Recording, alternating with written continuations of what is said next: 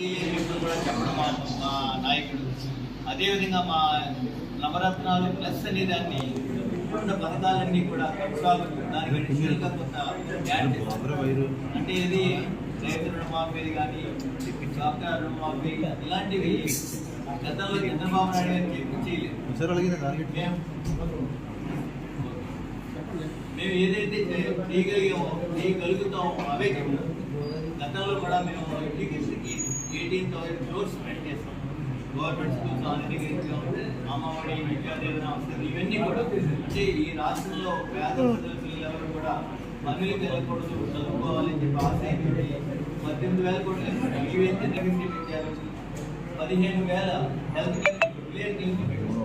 అంటే సాధారణంగా మధ్యతరగతి జనం ఎవరు కూడా అప్పుల పాలయ్యేది విషయం లేదు.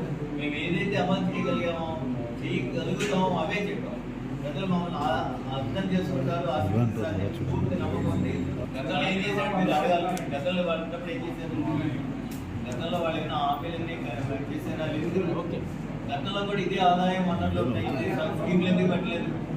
ఒక చేతులు కాళ్ళు రెండు ఎత్తేస్తారు, చేతులు ఎత్తా ఉంటాడు కానీ మా కాళ్ళకి సంబంధించి చాలా